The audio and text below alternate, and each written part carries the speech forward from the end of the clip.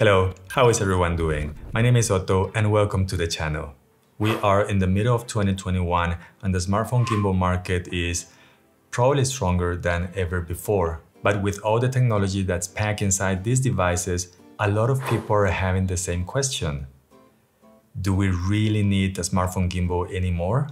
So in this video, we're going to try to answer that question by making a comparison using the iPhone 12 on a smartphone gimbal versus using the iPhone 12 just handheld. The smartphone gimbal that we're going to use is the DJI OM4, and to make it a little bit more interesting, the person using the OM4 never used a gimbal before, just like someone buying a gimbal for the first time. I did explain how to use it after we arrived to the location, and I would say that she did a pretty good job for a beginner. For the handheld shots, I was the one using the iPhone 12, but you need to stick around because there are a few things that I really want to show you. Okay, so we wanted to use a few basic movements and we started with a simple follow shot where my friend was following me with the OM4.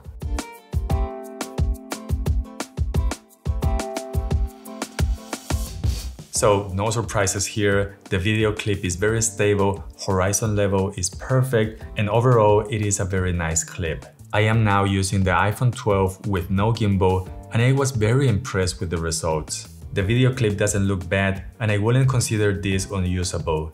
But if you pay close attention, you should see that the horizon is not leveled and almost every step that I take can be felt on the video. The next basic move that we used is the side tracking, where she is going to follow me from my right side with the OM4.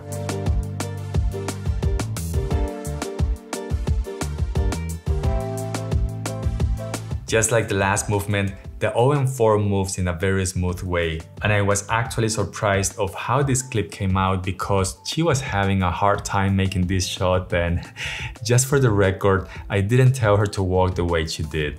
When I used the iPhone, the results were very similar to the follow shot. The video clip doesn't look too bad, but if you look closer, you're going to see that the screen is moving or shaking a little bit, and it just doesn't feel as butter smooth as the clip with the smartphone gimbal. Okay, wait, time out. At this point, you're probably wondering what's going on here, because you probably can't tell if there's a difference or not. So just let me explain.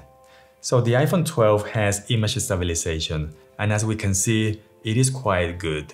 But not everyone has a newer iPhone, and I know that some smartphones don't even have image stabilization.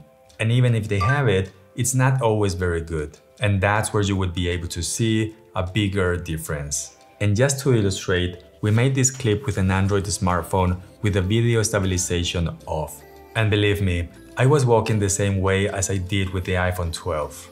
Now, the iPhone 12 is not perfect, so we decided to make a few more shots that were more challenging for a handheld device. On the first test, we did a follow shot, but instead of walking slowly, we tried going a little bit faster, and here are the results. This is the Android with video stabilization off, but there's really not a lot that I can say about it. So the iPhone handheld, you can see the camera doing some kind of weird effect, but that is actually the camera or the iPhone trying to make the video more stable, but it doesn't know how to fix all those movements. Okay, so now let's see the video with the OM4.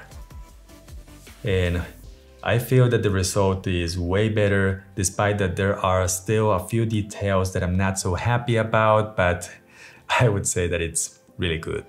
For the second test, we decided to make an orbit shot, and we selected a place where the ground wasn't too even to make it more difficult. And here are the 3 different results.